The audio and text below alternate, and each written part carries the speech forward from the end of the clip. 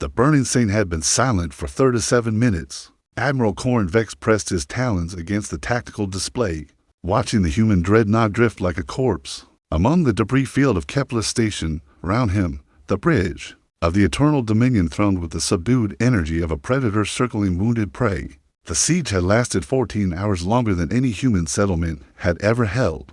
Against the hegemony's full might. Status report, Vex commanded, his secondary mandibles clicking with anticipation. All human defensive platforms are down, Admiral, reported Sub-Commander Thalic. Their orbital batteries fell. Silent 20 minutes ago, the station shields collapsed an hour before that. We're detecting minimal life signs. Aboard the burning saint, perhaps a skeleton crew maintaining emergency power. Vex studied the tactical readout with the calculating gaze of a career military commander. The humans had surprised everyone by establishing Kepler Station so deep in contested space. A brazen middle finger thrust into the heart of hegemony territory. For 6 months, they'd used it as a staging ground for raids that had cost the Empire billions in resources and thousands of ships. Today, that audacity would finally be punished. Their captain, Vex inquired. Commander Matthias Hale. Thalic consulted his datapad. Career military, decorated veteran of the Proxima campaign. His psychological profile suggests he'll surrender, rather than waste lives in a hopeless cause. The Admiral's mandibles spread in what passed for a smile among his species. Humans were predictable in their sentimentality, always choosing preservation of life over tactical advantage. It made them weak, despite their surprising tenacity in individual battles. Signal the fleet. Prepare boarding parties. I want that station intact. The human strategic databases will prove invaluable. Vex paused, watching the burning saints. Running lights flicker weakly, and I want their commander brought before me, alive. The hegemony fleet formed a perfect sphere around Kepler Station. 300 vessels of various classes maintaining precise formation. Dreadnoughts bristled with enough firepower to crack planets, while swarms of fighters and bombers circled like metallic locusts. The humans had fought valiantly, Vex admitted grudgingly, but courage meant nothing against overwhelming force. On the main viewer, Kepler Station hung broken and burning. The massive cylindrical structure, once home to 50,000 human civilians and military personnel, now resembled a gutted husk. Atmosphere vented from countless hull breaches in ghostly streams that caught the light of the system's binary stars. The station's proud human insignia, Earth's blue marble crossed with colonial laurel branches, was barely visible through the carbon scoring and blast damage. Incoming transmission from the burning saint, reported the communications officer. Put it through. The image that materialized showed a human bridge wreathed in smoke and flickering with emergency lighting. Commander Matthias Hale stood at the center, his uniform torn and bloodied, but his stance remained defiant. He was younger than Vex had expected. Perhaps 40 standard years, with a kind of steady gaze that spoke of unshakable resolve. Admiral, Vex, Hale said, his voice carrying clearly despite the background sounds of damage control teams and medical personnel. I assume you're here to discuss terms. The only terms are your unconditional surrender, Vex replied smoothly. You've fought well, Commander, but surely you see the futility of continued resistance. Save your remaining crew, save the civilians still aboard the station. Hale nodded slowly, as if considering the wisdom of those words. Behind him, Vex could see other humans working frantically at damaged consoles, their faces grim but determined. I appreciate the offer, Admiral, Hale said finally, but I'm afraid I have to decline. Vex's mandibles clicked in irritation. Commander, be reasonable. You have perhaps 200 combat-effective personnel remaining. I have 300 ships and 60,000 troops. Your shields are down. Your weapons are offline, and your fleet is destroyed. What could you possibly hope to accomplish? For the first time, Commander Hale smiled, and something in that expression made Admiral Vex's carapace prickle with unease. Admiral, Hale said quietly, you never fought humans before, have you? I mean really fought us, cornered us, pushed us to the absolute edge with no way out and nothing left to lose. The human smile widened. Because if you had, you know that's when we're most dangerous. The transmission cut to static. Admiral Vex stared at the blank screen for several heartbeats, his primary eyes analyzing while his secondary pair scanned the tactical display for any signs of deception. The burning saint remained as lifeless as before, main engines cold, weapons powered down, minimal energy signatures throughout its hull. Scan for tricks, he ordered. Hidden weapons, cloaked ships, anything. The sensor officer's tendrils danced. Across his console, nothing. Admiral, I'm reading exactly what we've been reading for the past hour. The ship is crippled. Then the human is bluffing. Vex's confidence returned like a tide. Desperation made prey dangerous in their final moments. But it didn't alter the fundamental reality of the situation. Launched the first wave. Boarding. Parties to the station, fighter squadrons to escort. If they want to die as heroes, we'll accommodate them. 3 minutes later, the hegemony's assault commenced. 1,200 fighters screamed through the void, their formations precise and deadly. Behind them came the massive bulk of assault transports, each carrying 500 elite shock troops bred for shipboard combat.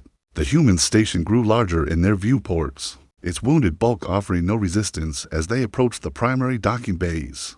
That should have been the first warning. Flight Leader Kestar guided his squadron through a debris field of twisted metal and frozen atmosphere, his targeting systems painting optimal approach vectors to Docking Bay 7. The humans had fought harder than expected during the siege, but their discipline was cracking. No defensive fire rose to meet the approaching hegemony forces. No last-minute missile barrage or suicide runs, almost too easy. Muttered his wingman over the comm.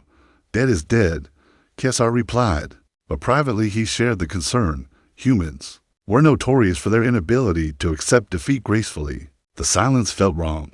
The assault transports touched down in the cavernous docking bay without incident. Atmospheric force fields shimmered into place, and within minutes, hegemony troops were pouring into Kepler Station's corridors. Colonel Thranix led the primary assault force, 800 troops in full battle armor, equipped with enough firepower to level city blocks. The first 3 levels fell without resistance. This is Colonel Thranix to Admiral Vex, the ground commander reported as his forces swept through empty corridors and abandoned compartments. We've secured the outer sections. No sign of human forces yet. They appear to have fallen back to the station's core. Understood. Continue the advance. Find their command center and secure those databases. But as Thranix's forces pushed deeper into the station, the architecture began to work against them. Kepler Station had been designed as both a military outpost and civilian habitat. Its layout a maze of interconnected corridors, service tunnels, and maintenance shafts. What had once been convenient for daily life became a nightmare for attacking forces. The first ambush came at Junction 7 Alpha. A squad of hegemony troops rounded a corner into what appeared to be an empty corridor. The blast. Doors at both ends slammed shut simultaneously, sealing them in. Before they could react, sections of the wall exploded outward, revealing concealed firing positions. Human Marines opened fire with military-grade plasma rifles at point-blank range. The engagement lasted 18 seconds. When the blast doors reopened, nothing remained of the hegemony squad but scorched armor and organic residue. Contact. Colonel Thranix barked into his comm as reports flooded in from across the station. Multiple ambush sites. They're using the station's infrastructure against us. Admiral Vex listened to the tactical chatter with growing unease. This wasn't the behavior of a defeated enemy. This was the methodical resistance of forces fighting. According to a predetermined plan, every ambush was perfectly coordinated. Every retreat calculated to draw his troops deeper into increasingly deadly terrain. Casualties? He demanded. 17 squads eliminated in the first 5 minutes. Thranix reported, his voice tight with frustration.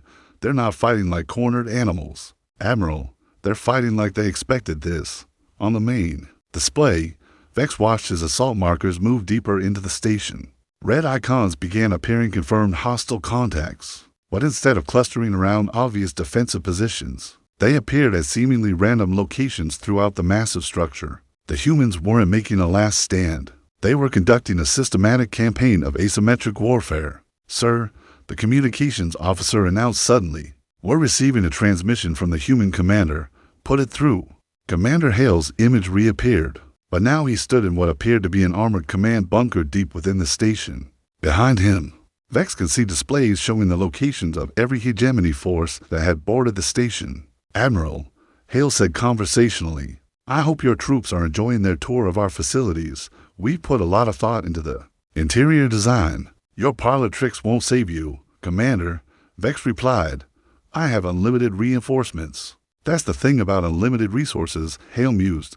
They make you careless, predictable. See, We've been watching your fleet for months, Admiral, studying your tactics, your formations, your standard operating procedures. You hegemony types are very fond of overwhelming force, aren't you? Crush the enemy with superior numbers and technology. Another red icon appeared on Vex's tactical display. Then another. His troops were being systematically eliminated, small unit by small unit. What's your point, human? Hale's expression grew serious. My point is that you just landed 800 of your best troops inside a station that my people have had 6 months to prepare. Every corridor is monitored. Every junction is a potential kill zone. Every room can become a gas chamber, an explosive trap, or an airlock opening into space. He paused. Tell me, Admiral, how many troops are you willing to lose to capture? One crippled space station, as if to punctuate his words. A massive explosion rocked Kepler Station. On Vex's tactical display, an entire section of Level 5 went dark, taking 3 full companies of hegemony troops with it. The human smiled. Because we can do this all day. The explosion that claimed 3 companies was felt throughout the hegemony fleet. Admiral Vex watched in growing fury as his tactical display updated 300 elite troops. Simply vanished from the station schematic, their life signs extinguished in a matter of seconds. What happened? He demanded. Colonel Thranix's voice crackled through the comm, strained with shock and rage. The humans collapsed an entire section of the station. They detonated the primary structural supports and let 5 decks pancake together. My troops didn't have a chance. Damage report. I've lost 40% of my assault force in the first 20 minutes, Thranix admitted. The humans aren't just fighting us, they're using the station itself as a weapon. Every room we enter could be a trap. Every corridor could become our tomb. Vex's mandibles clicked rapidly, a sign of extreme agitation among his species. This was not how battles were supposed to unfold. The hegemony's doctrine was simple and effective, overwhelming force applied systematically. Until the enemy capitulated, it had worked against dozens of species across hundreds of campaigns. But humans, it seemed, operated by different rules. Admiral, Subcommander Thalic approached with obvious reluctance. Perhaps we should consider a different approach. We could withdraw our forces and simply bombard the station from orbit, reduce it to debris and be done with this. Unacceptable, Vex snapped. Those databases contain strategic intelligence worth more than this entire fleet. We need the station intact. He paused, studying the tactical situation. What's the status of the Burning Saint? Still drifting, sir. No change in power signatures or defensive posture. Vex made a command decision that would haunt him for the rest of his brief remaining life. Signal the reserve assault transports. Deploy the second wave all remaining troops. If the humans want to turn this into a meat grinder, we'll feed them more meat than they can process. Within minutes, another 2,000 hegemony soldiers were boarding assault transports, preparing to join the nightmare unfolding inside Kepler Station. The fleet's officers watched with growing unease as the casualty reports continued to stream in. From the first wave, sir, the communications officer reported, we're receiving another transmission from Commander Hale. Ignore it, sir. He's broadcasting on all frequencies. Our troops inside the station can hear it too. Vex's eyes narrowed. Put it through. This time, Hale appeared to be standing in the station's central hub, a massive chamber that served as both command center and symbolic heart of the human outpost. Behind him, Vex could see dozens of human personnel working at stations that should have been destroyed hours ago. Admiral Vex, Hale began, his voice carrying a tone of mock concern. I'm watching your second wave approaching. 2,000 more troops? That's quite an investment in what you must know by now. Is a losing proposition. You're the one losing, human. My casualties are acceptable. Acceptable to whom? Hale asked. To the families of the soldiers you're feeding into our kill zones? To the commanders who have to explain how they lost an entire assault force to a crippled station. He gestured to the displays behind him. We're tracking every one of your troops, Admiral. They're not soldiers to us, they're targets in a shooting gallery, as if summoned by his words. Another section of the tactical display flashed red. Another hegemony unit had been eliminated. You can't keep this up forever, Vex snarled. You have limited ammunition, limited personnel, limited. Hale interrupted with a laugh. Admiral, do you know what this station was built for? It wasn't just a military outpost. It was a manufacturing facility. We've been producing weapons, ammunition, and equipment for 6 months. Our fabrication centers are running 24-hour shifts, turning raw materials into instruments of war. His expression grew cold. "We're not running out of ammunition, Admiral. We're making more as fast as we use it." The second wave of assault troops had reached the station and were beginning their boarding procedures. Vex watched his force markers advance into the structure, knowing that many of those lights would soon be extinguished. "Besides," Hale continued, "you're thinking about this all wrong. You see casualties as losses to be minimized. We see them as investments in victory. Every one of your soldiers that dies in our corridors is one less enemy we'll face tomorrow. Every ship you lose here is one less ship threatening human colonies elsewhere. You're insane." "We're practical," Hale corrected. "Humans have been fighting wars of attrition for millennia. Admiral, we know how to make the cost of victory so high that winning becomes indistinguishable from losing." He leaned closer to the camera. "Tell me, how many troops are you willing to sacrifice for this station? 10,000? 20? Because we can kill them all, and we'll still be here when you run out." The transmission continued, but Vex was no longer listening. He was studying the tactical display with the growing realization that something fundamental had gone wrong. With this operation, his forces weren't advancing, they were being consumed. Each push forward cost him dozens of troops, while the humans seemed to suffer minimal losses. "Admiral," Colonel Thranix's voice cut through his thoughts, "I need immediate reinforcement. The humans have sealed off the primary access routes and are channeling my forces into predetermined kill zones. They're not fighting random defensive actions. This is a coordinated battle plan." "How coordinated, sir?" "They know exactly where we are at all times. They're repositioning their forces to counter our movements before we make them. It's like they can see our entire tactical deployment." Vex's blood chilled. "Impossible. Our communications are encrypted." "Sir," the sensor officer called out urgently, "I'm detecting massive power fluctuations throughout the station. Energy readings are spiking across multiple sections. On the main viewer, Kepler Station suddenly blazed with light. Systems that had appeared dead for hours came online simultaneously, revealing the horrible truth. The station had never been crippled. The humans had been playing dead, allowing the hegemony fleet to approach within optimal range. And now, with 4,000 of his finest troops trapped inside the structure, Admiral Vex realized he had walked directly into the most elaborate trap in military history. "All units," Commander Hale's voice echoed across every hegemony communications channel. "Phase 2 is authorized. Light them up." The first sign that Admiral Vex had been catastrophically deceived came when Kepler Station's weapons systems came online. Plasma cannons that should have been destroyed hours earlier swiveled on their mounts. Targeting solutions already calculated and locked. Missile batteries that had appeared as twisted wreckage suddenly revealed themselves as camouflage launch tubes. The station's massive orbital defense grid, which Vex's forces had supposedly eliminated during the siege, erupted in a coordinated barrage that caught the hegemony fleet completely off guard. Evasive maneuvers, Vex screamed, but his ships were positioned for planetary assault, not fleet combat.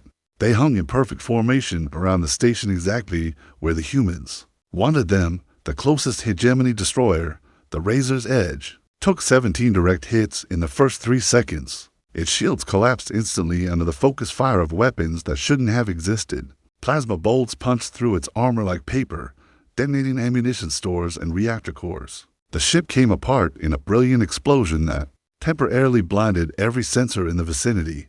"Status report." Vex demanded as his flagship shuddered under incoming fire. 60% of the fleet is taking damage, Sub-Commander Thalic reported, his voice tight with disbelief. "The station has full weapons capability. Everything we thought we destroyed was camouflaged or concealed. Our intelligence was completely wrong." Through the chaos of battle, Commander Hale's voice continued broadcasting on all frequencies. "Phase 2. Continue engagement. All hidden positions are weapons free. Repeat, all hidden positions are weapons free." That's when Vex realized the true scope of the deception. The debris field surrounding Kepler Station, the twisted metal and shattered hull plates they had assumed were battle damage, began moving. Camouflaged weapon platforms that had been disguised as wreckage revealed themselves, adding their firepower to the devastating barrage. Hidden among the genuine debris were dozens of automated defense platforms, each one armed with military-grade weaponry. "They've been planning this for months," Vex whispered, the truth hitting him like a physical blow. "The entire siege was orchestrated. They wanted us here." The burning saint, which had been drifting like a corpse throughout the battle, suddenly blazed with power. its main engines ignited, and the massive dreadnought began moving with the fluid grace of a predator that had been lying in wait. Weapon ports that had appeared sealed opened to reveal the barrels of massive railguns. "Admiral," the communications officer called out frantically, "the human dreadnought is moving to attack position. Its weapons are charging. Impossible. Our sensors showed minimal power signatures, sir. I think they've been using some kind of dampening field to mask their true capabilities." The Burning Saint opened fire, and Admiral Vex learned what it meant to face human engineering pushed to its absolute limits. The dreadnought's main Battery 6 railguns, the size of city blocks, launched projectiles at a significant fraction of light speed. The tungsten penetrators struck the hegemony heavy cruiser dominance with enough kinetic energy to crack continents. The cruiser simply ceased to exist, vaporized in a flash of superheated plasma. "All ships, scatter formation," Vex ordered. "Emergency jump preparations." But the humans had thought of that too, as hegemony ships began charging their jump drives. Dozens of small craft detached from the station's whole ships that had been docked and hidden among the superstructure. They weren't fighters or bombers. They were specialized electronic warfare vessels, each one broadcasting a symphony of jamming signals. Jump drives throughout the hegemony fleet began failing as their navigation systems were overwhelmed by false data and signal interference. Ships that tried to enter hyperspace found their drives shut down by carefully crafted electromagnetic pulses. "Jump drives are offline," the navigation officer reported. "The humans are jamming our escape routes." Admiral Vex stared at the tactical display as his perfectly planned assault disintegrated into chaos. His fleet, caught between the station's revitalized defenses and the unleashed fury of the Burning Saint, was being systematically dismantled. But the worst part wasn't the space battle, it was what was happening to his troops inside the station. "Colonel Thranix, report your status," he commanded. The response came through a haze of static and weapons fire. "We're trapped, Admiral. The humans have sealed every exit and are using the station's life support systems against us. They're flooding sections with toxic gas, venting atmosphere from others, and in some areas they're simply cooking us alive by overloading the heating systems." Through the combat chatter, Vex could hear the sounds of his troops' dying screams of pain and terror as they realized they'd been lured into an elaborate death trap. The humans weren't just fighting them, they were exterminating them with industrial efficiency. "Can you reach the evacuation points?" "Negative, sir. Every corridor leads to a kill zone. They're herding us like livestock, driving us toward predetermined positions where they can eliminate us in batches." Thranix's voice broke with desperation. "Admiral, these aren't conventional tactics. The humans are fighting like they want us all dead.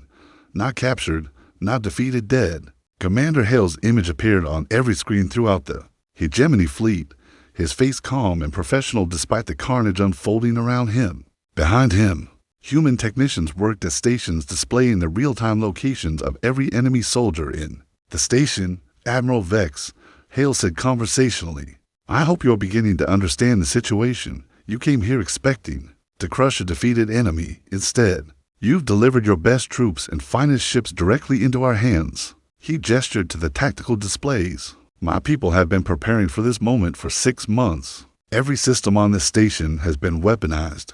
Every corridor has been optimized for killing your soldiers. Every apparent weakness was carefully designed bait."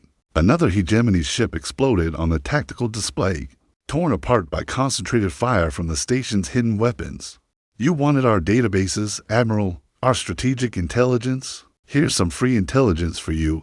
Humanity doesn't build ordinary military installations. We build weapons. This entire station is one massive weapon system, and you've just triggered it." Vex watched his casualties mount with growing horror.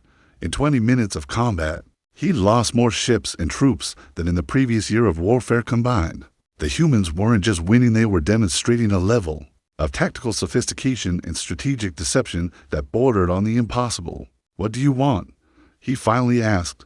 Hale's smile was cold as vacuum.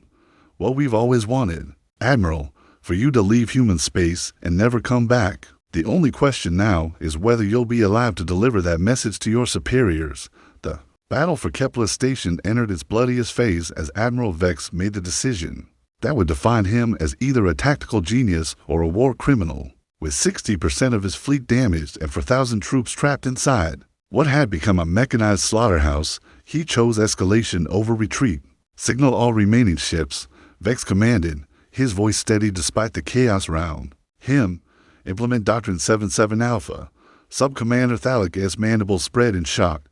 Sir, that's total warfare. Vex finished. If the humans want to play with our lives, we'll show them what the hegemony does to species that refuse to surrender. Doctrine 77 Alpha was the hegemony's ultimate sanction, the complete annihilation of enemy forces regardless of cost or consequences. It meant sacrificing his trapped troops, accepting massive fleet casualties, and turning this engagement into a war of mutual destruction. The remaining hegemony ships, nearly 200 vessels of various classes, abandoned all defensive protocols and charged directly at Kepler's station. Dreadnoughts and battlecruisers pushed their engines past safe limits, accepting catastrophic system failures in exchange for maximum speed. Smaller ships formed kamikaze squadrons, their crews preparing for suicide runs against the stations. Critical Systems. Commander Hale watched the hegemony fleet's tactical repositioning. From his command center, his expression grim, but unsurprised. They're going full berserker mode, reported his tactical officer, Lieutenant Commander Yael Vasquez. All remaining ships are on attack vectors. They're not planning to survive this. Expected, Hale replied calmly. Signal Phase 3 to all units. Full defensive protocol. This is going to get messy. The Burning Saint moved to intercept the leading edge of the hegemony assault, its massive hull bristling with weapons that had been concealed throughout the siege. Captain Elena Kozlov, Hale's counterpart aboard the Dreadnought, opened communications with the station. Matthias, we're outnumbered 15-1 out here. She reported, my ship can take maybe a dozen of them before we're overwhelmed. Understood. Elena, make them count. What followed was 30 minutes of combat so intense that it redefined space warfare for every species that studied the engagement records. The Burning Saint, designed as humanity's answer to overwhelming odds, proved that a single ship with superior tactics and desperate courage could hold a line against impossible numbers. The Dreadnought's railguns fired continuously, their tungsten penetrators striking hegemony ships with enough force to shatter battle armor. Designed to withstand planetary bombardment, each shot required massive amounts of power, and the ship's reactors screamed in protest as they were pushed beyond their design limits. But the hegemony ships kept coming. The heavy cruiser Inexorable broke through the Burning Saint's defensive fire, its plasma cannons carving deep wounds in the human ship's armor. Captain Kozlov ordered emergency maneuvers, but physics had limits. A ship the size of a city couldn't dodge like a fighter craft. Hull breach on decks 15 through 20, reported her damage control officer. We've lost primary power to the port weapons grid. Reroute from the starboard batteries. Kozlov ordered, and prepare the emergency protocols, ma'am. If we're going down, we're taking as many of them with us as possible. The Burning Saint continued fighting even as its hull was systematically torn apart by concentrated hegemony fire. Its bridge crew worked with the calm efficiency of people who had accepted death but refused to yield. When the ship's main weapons failed, they switched to secondary batteries. When those were destroyed, they used point defense systems. When even those were gone, they rammed. The human Dreadnought's final act was to drive itself directly into the hegemony flagship Eternal Dominion, its engines overloaded to critical levels. The collision tore both ships apart in a nuclear fireball that was visible from 3-star systems away. Admiral Vex died instantly. His consciousness vaporized along with his command staff and the bridge of his flagship, but the battle didn't. And with his death, the hegemony fleet, operating under standing orders, continued its assault even as its command structure collapsed.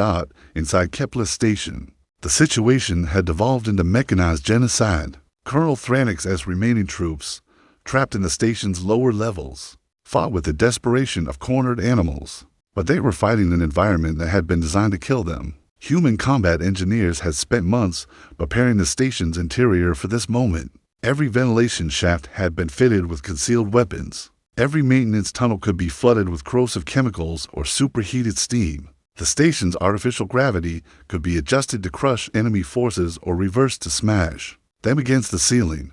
Sector 7 is reporting heavy casualties.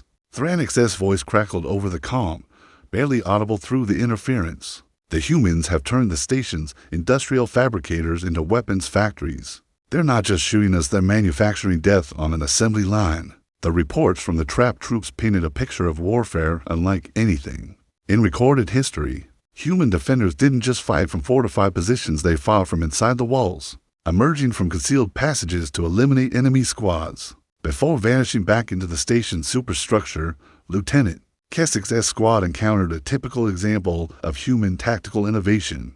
When they breached a sealed compartment on level 12, what appeared to be an empty storage bay proved to be a perfectly designed killing field. As the hegemony troops advanced, the floor gave way, dropping them into a chamber filled with industrial acid. Those who survived the fall were killed by automated turrets that emerged from the walls. "They're not fighting fair," one surviving trooper reported before his communication was cut off by a precisely timed explosion. But fair was a concept that had died with the first human colony's ship destroyed by hegemony forces. The defenders of Kepler Station fought with the methodical brutality of a species that had learned to survive, by making the cost of victory unbearable for their enemies. By the end of the 5th hour, both sides had suffered catastrophic losses. The hegemony fleet had been reduced to fewer than 50 functional ships, while Kepler Station bore the scars of weapons that could crack moons. The burning sea was gone, its sacrifice having eliminated the enemy flagship and a dozen escort vessels. But Commander Hale was still alive, still broadcasting, and still killing every enemy soldier who entered his station. Attention remaining hegemony forces. His voice echoed across all communication channels.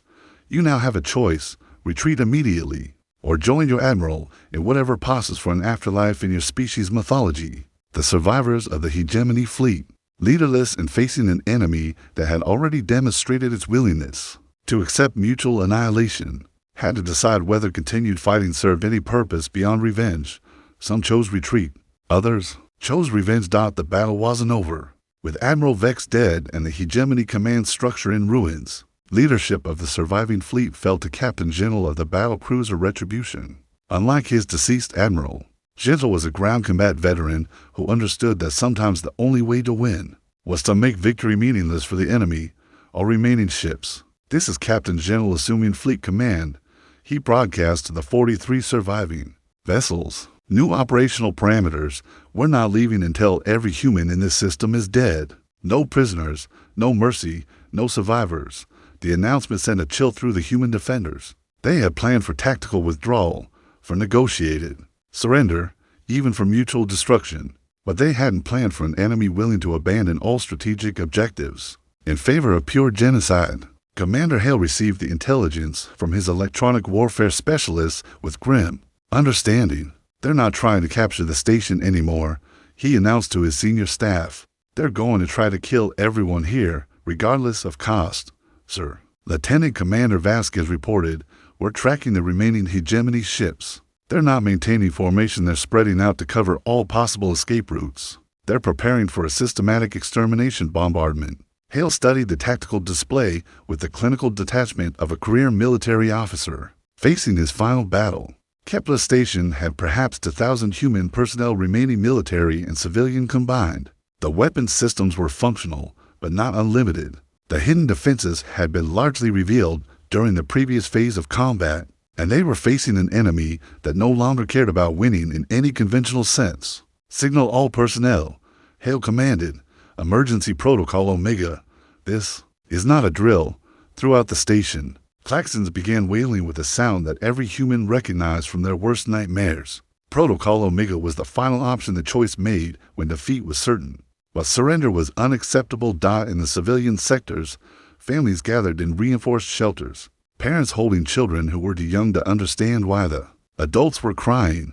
In the military sections, personnel began implementing the last preparations that would ensure the enemy's victory came at an unbearable cost. Captain Gentle's strategy was methodical and merciless.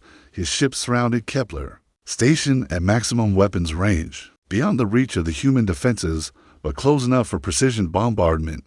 They would systematically destroy every section of the station, starting with life support and working their way through residential areas, manufacturing facilities, and finally the command centers. Begin bombardment, Gentle ordered. Target the station's atmospheric processing systems first. Let them suffocate slowly. The first barrage struck Kepler Station's primary air recycling facilities. Massive explosions tearing through the machinery that kept 50,000 people breathing. Emergency systems activated. but everyone knew they had perhaps 6 hours of breathable atmosphere remaining. Commander Hale opened the final transmission to the hegemony fleet, his image appearing on every enemy ship's communications array. "Captain, General," he began, his voice carrying an odd tone of respect. "You've chosen to make this a fight to the death.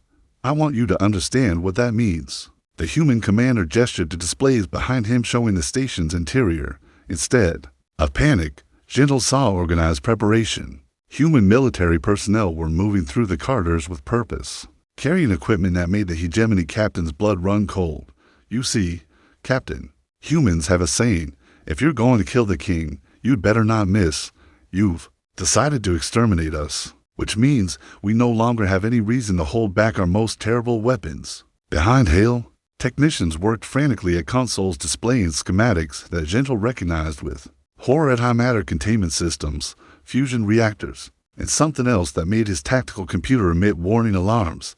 "Captain," Hale continued, "Kepler Station isn't just a military outpost. It's also a research facility. For the past 6 months, we've been developing weapons specifically designed to fight the hegemony. Weapons we hope we'd never have to use." His expression grew cold. "You've just given us permission to field test them." The first sign of what humanity had been hiding came when the station's main fusion reactor began operating at 400% of normal capacity. Energy readings spiked across every sensor in the hegemony fleet, and emergency klaxons began wailing on every ship. "Sir," General S. Sensor Officer reported with panic creeping into his voice, "the station is channeling massive amounts of power into some kind of focused transmission array. Energy levels are off our measurement scale. Impossible. We destroyed their primary weapons during the siege. Sir, those weren't their primary weapons. Those were decoys. Deep within Kepler Station's core, humanity's greatest secret was finally revealed.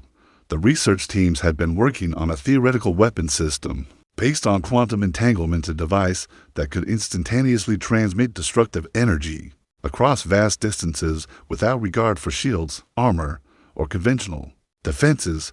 They had called it the probability cannon, and it had never been tested at full power. "All remaining personnel, clear the core sections," Hale announced station-wide. "We're about to find out if our theories were correct." The weapon's activation created a phenomenon that violated several fundamental laws of physics. Reality seemed to ripple around Kepler Station as massive amounts of energy were channeled through quantum fields that existed between dimensions. Space itself warped, and for a moment, the stars visible through the viewport appeared to bend and twist. Then the probability cannon fired. The hegemony battle cruiser Relentless simply ceased to exist.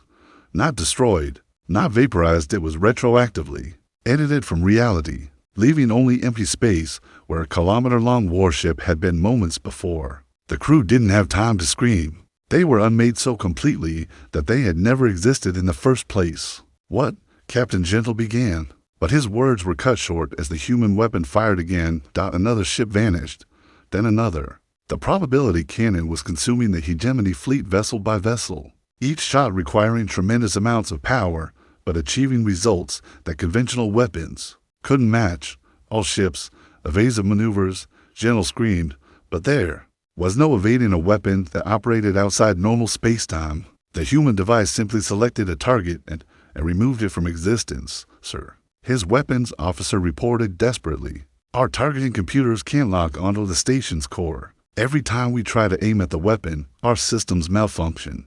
Then target everything else, destroy the entire station." The remaining hegemony ships opened fire with everything they had, pouring enough destructive energy into Kepler Station to crack a small moon. But Commander Hale had planned for this moment, too. As sections of the station were torn apart by enemy fire, emergency protocols activated throughout the structure, blast doors sealed off damaged areas, emergency force fields contained atmospheric breaches. Most importantly, the station's modular design allowed entire sections to be jettisoned if they became compromised, preserving the core systems and the probability cannon. "Structural integrity at 60% and falling," reported the station's chief engineer. "We can't take much more of this." "How many shots do we have left?" Hale asked. "Maybe 5 more before the reactors overload." Hale looked at the tactical display showing the remaining enemy ships, still too many for conventional weapons to handle, but few enough that the probability cannon might finish them all. "Make them count," he ordered. The sixth shot from the probability cannon eliminated Captain Gentle and his flagship Retribution, removing the last coherent command structure from the hegemony force. The seventh and eighth shots cleared the approaches to the station, giving the human defenders breathing room. But the weapon was consuming itself with each discharge. The exotic matter containment systems were failing, and reality distortions were spreading throughout the station's core. Warning alarms shrieked as fundamental forces began behaving in impossible ways. "Sir," the chief engineer reported, "the quantum field generators are collapsing. If we fire this weapon again, it's going to take the entire station with it." Hale studied the tactical display. 18 hegemony ships remained, still more than enough to complete their genocide mission, but they were scattered and demoralized, their command structure eliminated, and their understanding of the battlefield fundamentally shattered. "Open a channel to the surviving hegemony forces," he ordered. The transmission reached every remaining enemy ship, carrying Commander Hale's final offer. "Hegemony vessels, this is your last chance. You've seen what happens when you force humans to use our most terrible weapons. You have 60 seconds to begin jump preparations and leave this system. If you're still here after that, we'll fire the probability cannon one more time and take all of us with you." In the silence that followed, the fate of both species hung in the balance. The humans had proven they possessed weapons that could rewrite reality itself, but using them meant certain death. The hegemony survivors faced a choice between retreat and mutual annihilation. The countdown began. 59 seconds. 58. 57. At 30 seconds, the first hegemony ship began charging its jump drive. At 15 seconds, half the remaining fleet was preparing to retreat. At 5 seconds, only 3 ships remained, their captains apparently choosing death over the shame of defeat. The probability cannon fired one final time, consuming the last 3 hegemony vessels and collapsing in on itself, in a cascade of impossible energies that would leave Kepler Station's core uninhabitable for the next 1,000 years. But the siege was over. The survivors were retreating, and humanity had sent a message that would echo throughout the galaxy: "Push us too far, and we'll drag you into hell with us." 3 days after the Battle of Kepler Station, the first human relief ships arrived to find a graveyard. The debris field stretched for thousands of kilometers in all directions, the twisted remains of what had once been the hegemony's most powerful battle fleet. Scattered among the wreckage were the unmistakable signatures of technologies that shouldn't have existed, energy readings that violated known physics, and radiation patterns that would puzzle xenoarchaeologists for centuries. At the center of it all, Kepler Station hung like a wounded giant. Half of its superstructure had been torn away by the final bombardment, and the station's core glowed with residual energies from the probability cannon's collapse. But it was still there, still inhabited, still defiant. Admiral Saracen, commander of the Human Relief Fleet, stood on the bridge of the dreadnought Unconquerable and tried to process what she was seeing. The tactical reports from the battle read like science fiction. A single station, holding off 300 enemy ships, weapons that could erase matter from existence, and casualties that defied belief. Communications signaled the station, "I want to speak with Commander Hale." The response came immediately, as if they'd been waiting for this moment.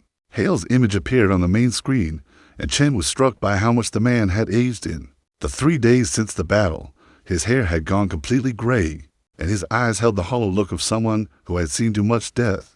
"Admiral Chen," Hale said, his voice carrying a weariness that spoke of exhaustion beyond the physical. "Welcome to what's left of Kepler Station, Commander. I've read the preliminary reports, but I need to hear this from you directly. What happened here?"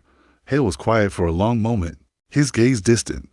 Behind him, Chen could see the skeletal remains of the station's command center, bulkheads torn open, consoles dark, the smell of smoke and death hanging in the recycled air. "We did what we had to do," he said finally.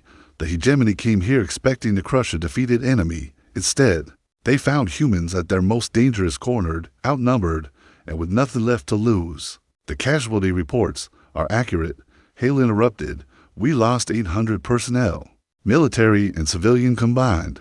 The Burning Saint is gone, all hands lost when Captain Kozlov rammed their flagship. The station's core is uninhabitable due to quantum radiation, and we've used weapons that we swore we'd never deploy." Chen studied the man's face, seeing the weight of command decisions that would haunt him forever. "And the enemy casualties, total," Hale replied simply, "Of the 300 ships and 60,000 personnel that attacked this station, fewer than 200 individuals survived to retreat. We didn't just win, Admiral, we committed genocide on an industrial scale."